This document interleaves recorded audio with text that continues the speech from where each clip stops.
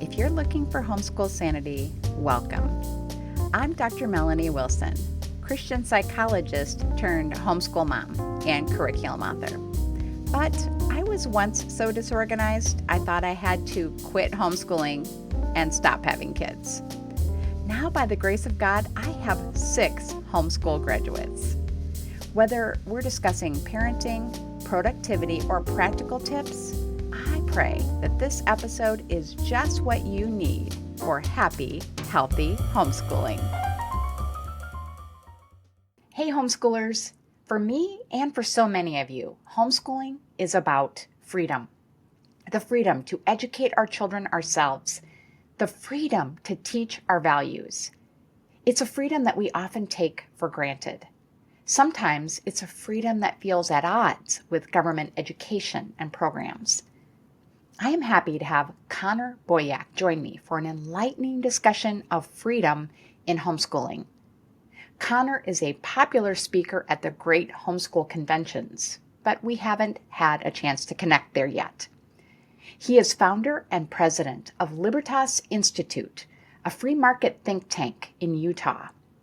Named one of Utah's most politically influential people by the Salt Lake Tribune, Connor's leadership has led to dozens of legislative victories spanning a wide range of areas, such as privacy, government transparency, property rights, entrepreneurship, education, personal freedom, and more. Author of over 24 books, Connor is best known for the Tuttle Twins books, a children's series introducing young readers to economic, political, and civic principles. Connor lives near Salt Lake City, Utah, with his wife and 2 homeschooled children. I hope you appreciate his perspective as much as I did. Connor, thank you so much for joining me here on the Homeschool Sanity Show. I am excited to visit with you.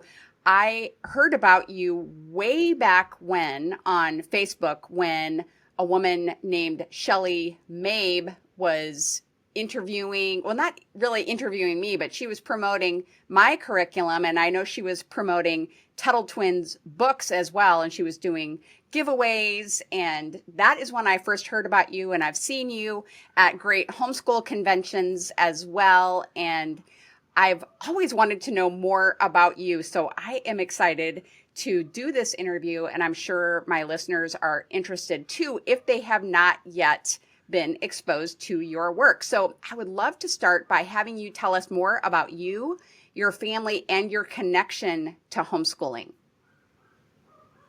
Sure. So I live in Utah, grew up in California. I am a graduate of what I like to call the public school system. I went to government school down in San Diego, my whole schooling career, you might call it. And what kind of red pilled me was reading the works of John Taylor Gatto, who was a former public school teacher in New York for like 30 years. He eventually quit, wrote some books about the problems with the way we school kids today, how he was trying to reform from within unsuccessfully. So he ultimately quit to go kind of raise the warning cry. So reading his books, I'm like, this is exactly why I hated school. So that set me on the path towards deciding with my wife that we would homeschool our kids. They're now 14 and 12. They've been homeschooled their whole lives. And along the way, I run this think tank, Libertas Institute. We change laws. We do a lot of like policy reform, including education, trying to make sure that we have, homeschooling freedom and so forth. And along the way, I found myself wanting to tell my kids what their dad does for work, as like this freedom fighter or whatever. So this was about a decade ago when they were really little, but I went on Amazon and I was like, books that teach about free markets for kids or property rights or freedom. And, there's books for potty training and there's books for like the sex talk and there's books for every, topic under the sun. But there weren't any books to teach these types of like foundational, conservative, libertarian, classical, liberal type ideas. So that's how the Tuttle Twins was born, with a partner of mine, Elijah, who's our illustrator. He and I had been talking about maybe doing a project together. So we're like, hey, let's try this and see how it goes. The response was huge, and we haven't looked back since. A decade later, we've got over 24 books from toddlers to teens. We've sold over 5 million copies. We've got a cartoon now and a bunch of other stuff, all trying to help families with kids of all ages learn about the ideas of freedom. Well, that is wonderful. Thank you so much for that background. I love hearing origin stories. It's one of the really interesting things to me. So I was going over your backstory, and one of the things that jumped out to me immediately was I believe you have a book on the topic, but it is about fear, having freedom from fear, because we live, as you know, in a culture that is just bombarding us with fear-based messaging. And I'm very passionate about helping homeschool moms in particular live courageously in the face of that fear. So can you speak to that rise of fear-based messaging and how we can guide our families into being more courageous? That's a great question. The book that you're referring to is one that I wrote almost, 8 or 9 years ago, called Feardom. The subtitle is How Politicians and the Media Exploit Your Emotions and What You Can Do to Stop Them. So in that book, I share a lot of historical examples of how people are governed by fear, how they let fear take over their lives. And inevitably in the process, they get scared of something and they turn to, say, the government and they say, save us. And then the government says, sure, I'm just going to, take some of your freedoms and then I'll be able to go save you. And this is a cycle that we see repeating throughout history. Of course, most recently with COVID, we saw it as well. Applying this in a homeschool context, there are a few ideas that come to mind, but chief among them is this one. As you point out, we're at the Great Homeschool Conventions and a lot of other homeschool conventions. So I speak often to this audience for the past 9 or 10 years. And in my observation, homeschooler, now, it's mostly the moms who are homeschooling. And they have burnout for a variety of reasons. But I think one of the biggest reasons that I've seen that they have burnout and they fear their kids falling behind, and they fear not knowing how to teach, biology well because they stunk at biology, and when they were young. The fears and insecurities that parents have, I feel like the moms especially give them burnout precisely because they misunderstand their role. Most homeschool, especially new homeschooling moms, they feel like, oh, okay, the education of my children now rests on my shoulders, so I'm going to have to be the science teacher and the English teacher and the math teacher and the history teacher, and I wasn't good at 2 of those subjects. In fact, I was horrible at them in school. What am I going to do? My kids are going to fall behind. And they perceive that they need to be the knower of all the things. But this is the authoritarian model of education that we have in the schools. It's, hey, I'm a teacher and you will learn this from me and I will transmit this knowledge to you. I am the source of truth and you must, unquestioningly regurgitate it. And so when homeschoolers replicate that authoritarian model, it sets them up for that fear and that insecurity because no one's an expert in all these different subjects. So what I tell the moms when I speak about this, I said, let me release you from that obligation and all that weight on your shoulder. That is simply not accurate. You don't need to be a knower of all the things. You just need to be a good Googler, right? When your kid is curious about something, Go find the information, right? When they ask you a question, rather than training them in this authoritarian model, oh, I'd happen to know the answer to that. Here it is, and you will believe me because I'm your parent. Instead, can we help our children learn how to be learners so that they can observe us like, oh, mom doesn't know, the quadratic equation. Okay, how would mom find that out? How would I find that? Oh, I'm going to go to Google, or I'm going to go to ChatGPT, or I'm going to go to, these various tools and I'm going to find it out. And so we're training our kids to be their own researchers and find the information for themselves rather than, making them dependent on this authoritarian model, whether it's teacher or parent. And so that's a big relief to parents who are like, oh, all these fears that I have about my own inability and ignorance, I can just let go of because I'm good at Googling and I can, find resources when my kids ask about something or when we want to go learn something. So I think you're right to point out that this undercurrent of fear, I mean, we're humans, we all have fears about all kinds of stuff, but in homeschooling specifically, I've seen quite a bit of it, as I just mentioned. Boy, we're very like-minded in that respect. And one of the things that I like to say to homeschooling moms is to think of themselves as a general contractor. If you are going to, we built a room addition, okay, onto our house. I don't have to know electrical work. I don't have to know plumbing. I don't have to know bricklaying, right? But I can find people who are experts in that area. So that's the other thing that we can do. I mean, the resources that are Right. available to us today are incredible. So I love that you are setting moms' minds at ease about that particular fear. So I know that you are working on educational laws to make sure that we have freedom. And I certainly don't want homeschooling parents who are listening to be freaking out that we're going to lose our homeschooling freedoms. But what can we do as homeschooling parents to try to preserve the freedoms that we have in homeschooling for future generations? Yeah, this is an important question. I used to be on our state's homeschool association for a while, and years ago we got. I live in Utah, as I mentioned, and we got our law basically repealed. There were some homeschooling requirements and not restrictions, but hey, you have to teach this many hours and you have to teach these subjects, and no one was really enforcing it. But there were these laws on the books that, in theory, could be enforced by anybody. So we got that repealed, and now Utah's one of a handful of states that basically have just, wild, wild west. You say, I'm homeschooling my kid, and then off you go to do whatever you want. Now, I am also an advocate of education savings accounts. So this is where homeschoolers can tend to get uneasy because many of them perceive that this can be an encroachment into homeschooling freedom. Of course, if we rewind a few decades, in throughout America, homeschooling was effectively illegal.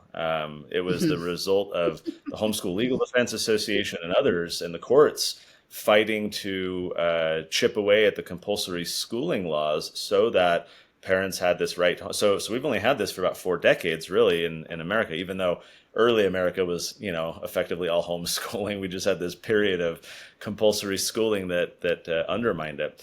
And so the question I get from my homeschool peers is like, how do you reconcile those two positions? You want homeschooling freedom, and then you also support these education savings accounts, which may in the future have the effect of creating a more restrictions and strings attached to the money, right? If a homeschool family is like, hey, I'll take my $4,000 or $8,000 for my kid, and I'm going to go buy this curriculum and go on these field trips, the fear, note I'm using that word to connect it to our past discussion, the fear that these parents have is that by accessing that money, they're going to be inviting the state to regulate homeschooling. So to your question, what can homeschooling families do about this? Number one is be aware of the true reality. The true reality is that at any time, any legislature can restrict homeschooling. They don't need an education savings account or voucher program. They don't need you taking money to do it, right? At any time, the legislature can come in and say, hey, we have these concerns about homeschooling. We're going to pass this law and make you do all these things.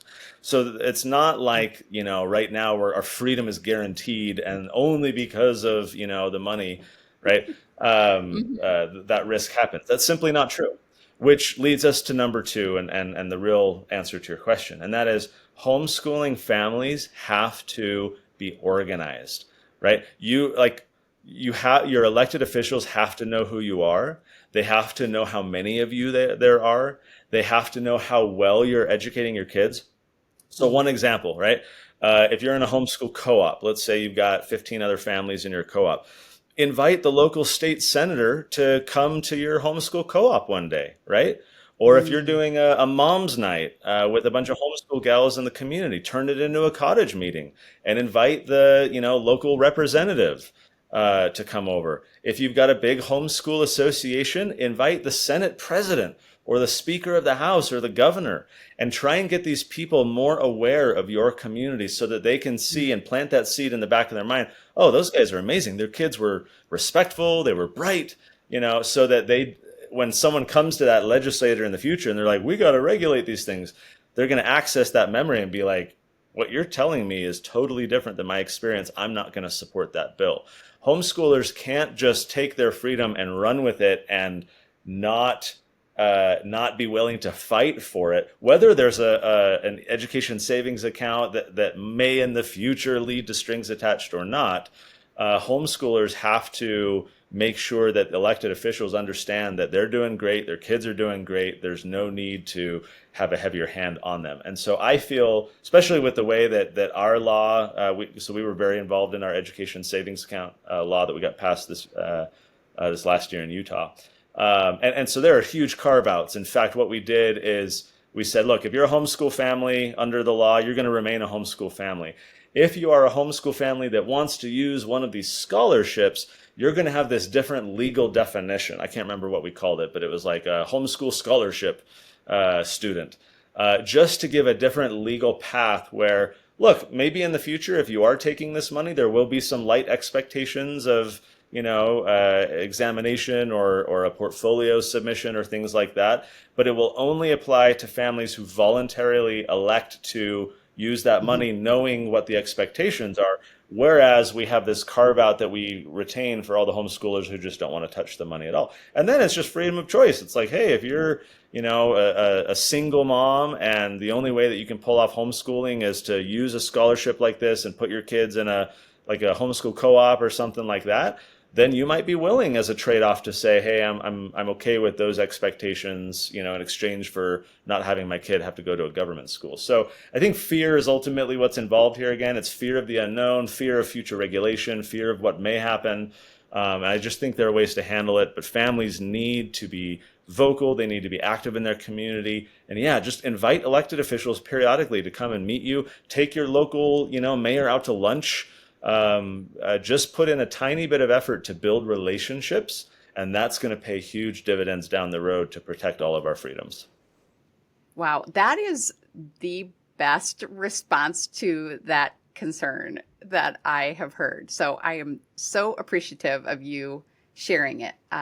You are right that we have this illusion that we are safe as long as we don't take any government controlled funds, but clearly that is not the case. But excellent. So, okay. So I know another area of interest for you is free markets. Why do you think it is important to teach our children about economic freedom? So the interesting thing for me here is that most parents recognize the importance of teaching their children their religious values. They'll take their kids to, Sunday school or Bible study. They'll buy them little children's books that teach them, Bible stories and things like that. And most Christian or religious parents are very active in making sure that they're kind of teaching the doctrine to the kids. What has surprised me for a very long time is how reluctant or unaware parents are of the need to transmit their economic and their political and their civic understandings and values and principles to their children, right? So if we do it for religion because you believe these things are true, well, if you also believe, let's say, that free markets are the best way to lift up humanity and, help poor people and create, wealth for the middle class and everything else, if you believe that's a true principle, why aren't you teaching it to your kids? And my estimation, talking to thousands of families over the decade of doing this, is that parents are very familiar with religious ideas and they understand them simply enough to talk to their kids about them.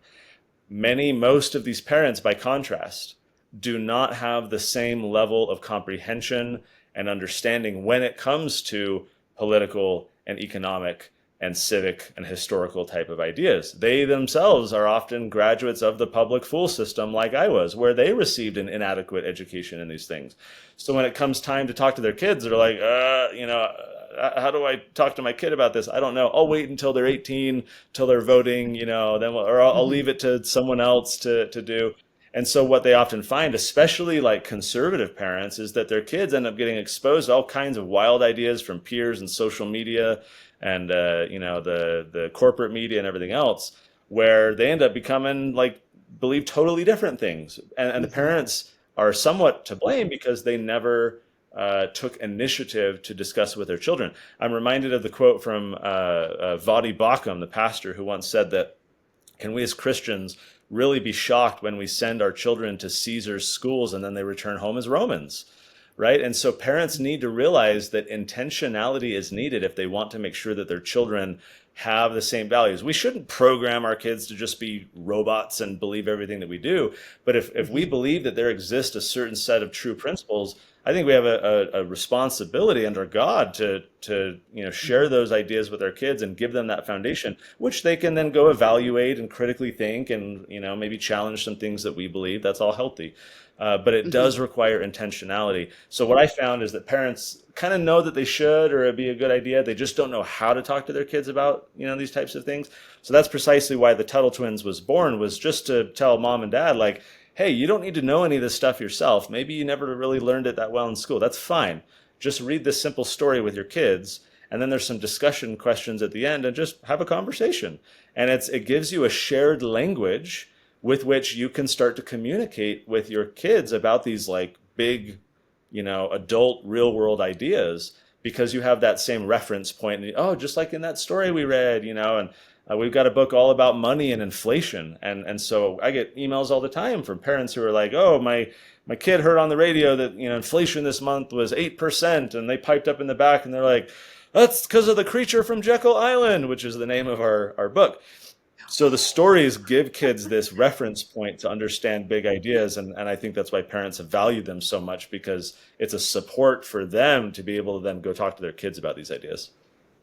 Well, I love that. And I'm all about using story to teach. I think it is the most powerful teaching method that we have. So I love that. And then I want to now turn my attention to something that is related to free markets, and that is entrepreneurship. I know you're passionate about that, as I am.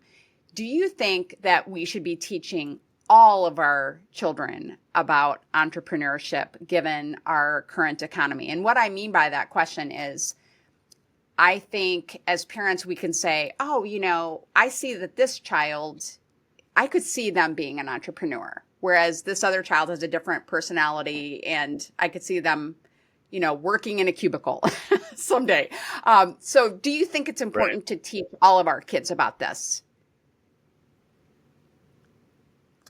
So I don't think you can teach entrepreneurship. I think what we need to do is give our children resources and experiences that will allow them to understand how entrepreneurship works. You don't learn this stuff so much in a book. You get in there and kind of, learn through practice how it works. But I believe the answer to your question is yes. I think every child should be exposed to and benefit from an entrepreneurial type of experience. Not because they all will or should become full-fledged entrepreneurs themselves, but because entrepreneurship is a vehicle to teach so many important things, such as self-confidence, money management, marketing, interacting with adults. And fundamentally, what entrepreneurship is, it's two things. It's problem solving and it's value creation. So if you're an entrepreneur, you've identified that some group, some niche out there has this problem, and you've come up with an idea to help them with their problem. You're not walking around being like, hey, look, I'm amazing. And look what, you're instead focused on other people. And you're saying, hey, you have this pain point. Let me help you. And I'm going to create value for you. And in exchange, you'll pay me. So it'll be a win-win. But I'm thinking of you. It's this very altruistic, society enhancing type of thing, which is why I believe that every kid should have these types of kind of experiences and exposure, because I think whether you sit in a cubicle or you run your own business, having those problem solving skills and a value creation mindset, like if you're just a cubicle worker, right, but you have a value creation mindset, you're going to be thinking, hey, how can I lighten my boss's load? What more could I do? How could I identify an efficient, like you're going to move up the chain so quickly because you're focused on helping other people rather than just tunnel vision on your own, set of tasks and not thinking outside of yourself. We actually, under the Tuttle Twins, we have this program called the Children's Entrepreneur Market. And currently, as of this year, we're in 7 states. And next year, we're adding 10 more. We're taking this to be a fully national program. And basically, these events are much like what we're talking about. They're styled like farmers markets, but the kids run the whole show. Mom and dad can help set up and take down, but the kids do everything in between. And we typically have like 60 or 70 families all clustered together. We bring in hundreds of people from the public to come, and shop and support these kids. And they're amazing because, they're selling all kinds of stuff, but these kids make bank. Number one, because people are like, a cute kid being entrepreneurial, take my money, like, I want to support you.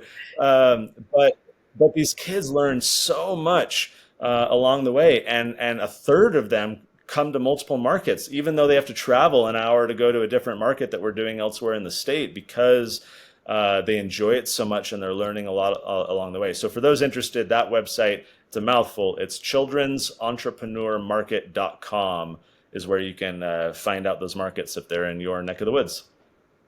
All right. And I will put that in the show notes so people don't have to try to write that down.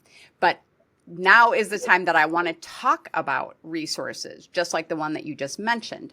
What resources can you point our listeners to help them teach their children in each of the areas we've discussed, being free from fear and freedom in homeschooling, free markets, entrepreneurship? If you could give us a rundown of the amazing resources that you have created. Yeah, so under the Tuttle Twins, I mentioned earlier that we've got books from toddlers to teens. We're best known, though, for our children's series. For kids age roughly 5 to 11, it's always hard to peg the age range because what we found is that we'll have 15 or 17-year-olds reading these children's books that they're beneath them in terms of the format of the content. They're picture books and simple stories, but the ideas are often fresh, for these teenagers who have never really been exposed. So we end up with this broad age range. In fact, half of the parents who get our books tell us that they're learning new things for the first time themselves. So we see these less as children's books and more as like family educational resources for everybody. But what we do with the children's series is every book, there's 13 currently in that series. They're about 60 pages long, fully illustrated. And each book in that series focuses on a different concept or principle. So for example, going to the free market that we were talking about, we have a book called The Tuttle Twins and the Miraculous Pencil. And the whole story is about the kids going to a pencil factory for a field trip to see how pencils are made. And the guy running the factory tells all the kids, who here thinks that they know how to make a pencil? They confidently raise their hand, oh, I can make a pencil. And he says, actually, nobody knows how to make a pencil. Literally nobody, especially the people in the factory assembling the pencils together. And his point is that, look, here in the factory, we're using these final pieces to just stitch things together and make a pencil. But we source the wood from this logging company. We have no idea how to log. Like if we had to source the wood for the pencil and cut it down, and I don't know how to create a chainsaw. I don't know how to build diesel trucks. I don't know how to build roads. I depend on all these other people throughout the chain, the kind of supply chain, who can provide me with things so that I can just assemble some things together. If you had to make a pencil on your own, literally nobody could do it because nobody knows how. There's so many people and things involved. So we have a book all about that to say, like, even the dinner that mom puts on the table, right? Mom didn't make that dinner. She maybe heated it or mixed a few ingredients together. But man, think of all the people who helped with that dinner. The farmers and the grocers and the drivers and, all the people. So it's this very kind of eye-opening thing to learn about the free market. And that's what the benefit of stories like this do, is that you as a family can expound on it and talk about it and draw even more out of it. For the fear topic that we talked about, we have a book in that same series called The Tuttle Twins and the Leviathan Crisis. Leviathan is kind of this biblical, mythical term referencing kind of the state or the big government, oppression, Caesar, and so in our book we have this. It's kind of based on like Dungeons and Dragons, so there's some fun little like role playing and game mechanics in the book. And through the process, the twins are learning about how when we get fearful, we make bad decisions. And so in their story, it's in the context of gameplay they get worried about this, opponent who's going to come and vanquish them, and they're, all the hard work they put into collecting all their tokens is going to be for naught. So they make some rash move, and then, they later regret it. And so their parents and others start to teach them, actually, there's a principle here that we need to be careful not to make decisions, out of fear, and we shouldn't surrender our fear. Instead, we should, have faith and work with others and try and make better decisions. So each of these books are topical. I mentioned we've got that one on money and inflation. We've got one all about the golden rule. We've got one all about education called the Education Vacation, which previously in the series, the Tuttle twins were in a school. And so that's the book when they get yanked out to go homeschooling. And so we talk about the problems with schooling and why homeschooling is so important. So we've got all these different topics so that if you as parents are like, hey, I really want to talk about this with my kids, or I never thought to talk about, this other issue with my kids, we're peppering them with enough different topics and ideas that hopefully there's something for everybody to be able to learn a lot of these different concepts. Oh, wonderful. Okay, so now the super important question is, where is the best place for people to purchase the Tuttle Twins books and to connect with you online? Yeah, so the best place is TuttleTwins.com, Tuttle, TuttleTwins.com. We run specials periodically. I think we're running one right now on those children's books. We also have brand new American history books that have come out. These are like 250-page hardback, fully illustrated books to teach the stories of American history. So a lot of homeschoolers are using that for curriculum in the coming school year. We provide not only the history books, but also companion curriculum that you can do different activities and lessons as you read through the storybooks. So we've got that. We've got a podcast. We've got graphic novels. We've got a cartoon. We've got all kinds of stuff. So TuttleTwins.com is where you can go to get fully immersed and get your family, whether kids or grandkids or kids down the street or kids in your church, or donate them to a library. We got a lot of that going on, especially the libraries these days, trying to get good books in the libraries for kids. But TuttleTwins.com is where it's at. And then finding us online, either Tuttle Twins or myself, super easy, all over social media. And so feel free to reach out and connect. All right. Wonderful. Well, I will put links to those destinations in the show notes, but I so appreciate you taking the time to join me for this episode. I know that it has been inspirational and helpful to my listeners. You're welcome. Happy to do it. To find the links to this week's episode, visit homeschoolsanity.com/homeschoolfreedom. Have a happy homeschool week. Thanks so much for listening to the podcast. I hope something you heard was encouraging. If you have a personal question to follow up, don't hesitate to message me. I'm at Homeschool Sanity on social media. Be sure to check my free resource page at homeschoolsanity.com/resource and find sanity-saving curriculum at funtolearnbooks.com. This has been a production of the Ultimate Homeschool Radio Network.